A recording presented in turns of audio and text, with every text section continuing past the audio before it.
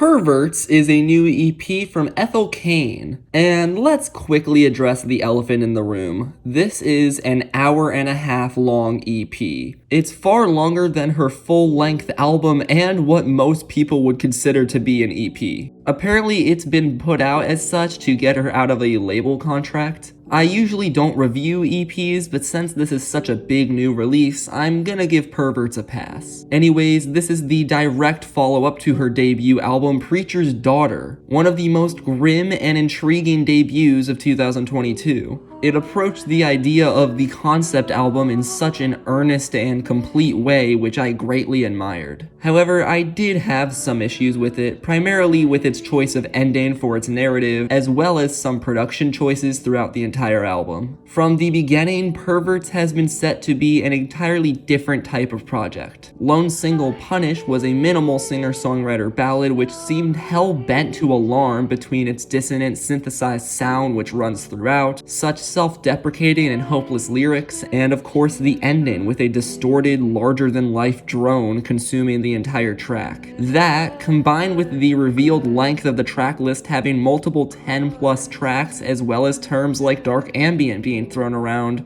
made me very excited for this ominous new direction she was taking. With that in mind, this is 100% not what I was expecting. Hell, I don't think anyone familiar with her previous work could feasibly listen to this without at least some feeling of immense surprise. For some, it's a disappointing turn towards pretentious experimentation.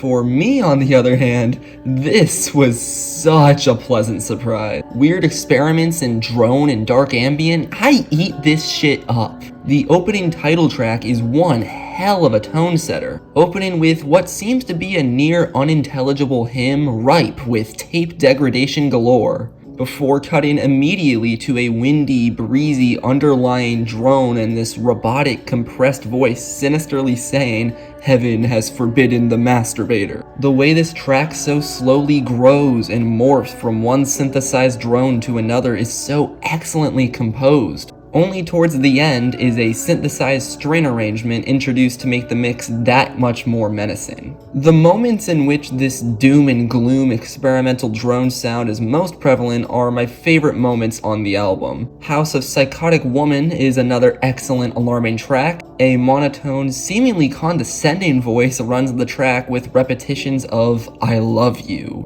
This voice explains how amazing it is to be loved, what a wonderful feeling it is. In a more positive song, this would be such a cheerful message.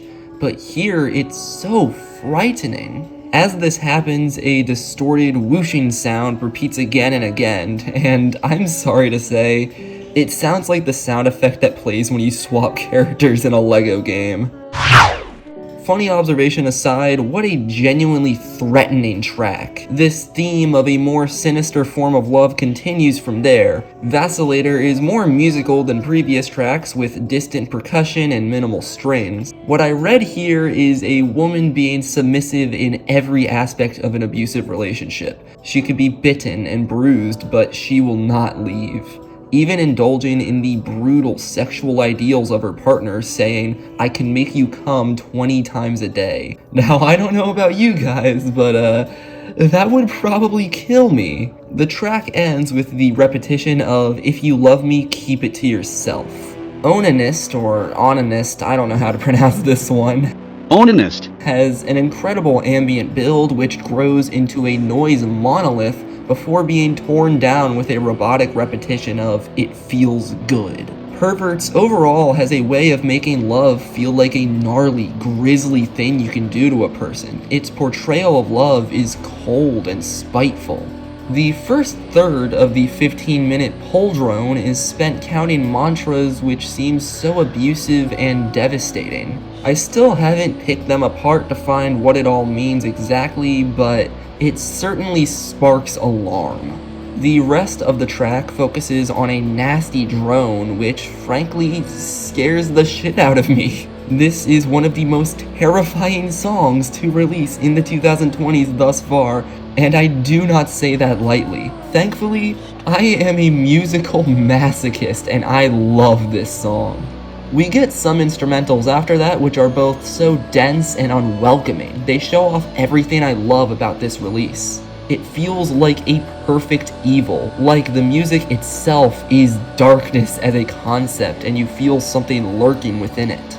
Many people have cast aside the drone tracks but have loved the more musical moments, but in my eyes, it's when this EP is at its least musical and most disturbing that I love it best. Though, to be honest, I am underwhelmed by Closer Amber Waves. I don't feel it worthy of its length or placement at the final moment of Perverts, though the ending being a more soothing ambient piece is quite nice. However, this EP couldn't end on a soothing moment, no. The very last few seconds cut to yet another monotone voice saying, "I can't feel anything." And immediately the EP ends. Shivers go down the spines of every listener who has dared to go this far into the woods of Ethel Cain. Perverts is one of the best of its kind this decade, a dark ambient and drone piece I'd place among many other greats in those long obscure genres. So specific in its darkness, malice, and horror that I can't help but love it in such a morbid sense. I very much recommend Ethel Cain's Perverts, and that is all.